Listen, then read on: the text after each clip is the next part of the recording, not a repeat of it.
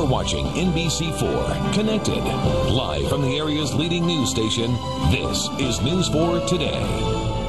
Welcome back to Viewpoint. On this Sunday morning, we're talking about IUTA, and we were talking about human trafficking. And let me ask you, what's the distinction between human trafficking and human smuggling that we hear so much about, that people pay to be brought over here by smugglers who guarantee to get them in?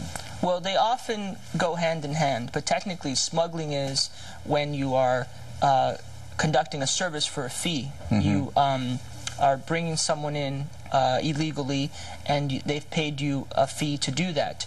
Oftentimes, along the way, victims, especially women, suffer atrocities like rape and abuse. Human trafficking is the end result often, but not every time. The human trafficking is the crime where I am forcing you through coercion or threats or physical abuse into forced prostitution or forced labor.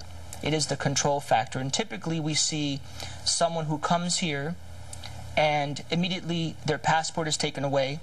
They're told that if they don't agree to serve into an illegal prostitution ring, that their family back home will be killed. They are told that they owe an enormous debt for the transportation itself, and that's where the smuggling kind of overlaps.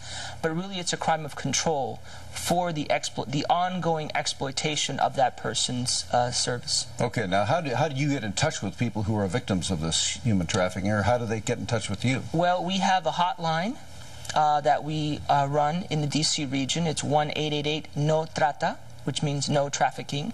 We work very closely with law enforcement. We work with ICE. We work with the Department of Justice. Oftentimes, to their credit, when they bust, let's say, a brothel, they will not assume that everyone in there is voluntary. We've worked very closely with the Department of Labor when they've busted farms where they see immigrants housed in despicable conditions who are not getting paid, and they refer those cases to us. So really, it's a collaboration between law enforcement and the government. We take care of the victims, and the government goes after the bad guys.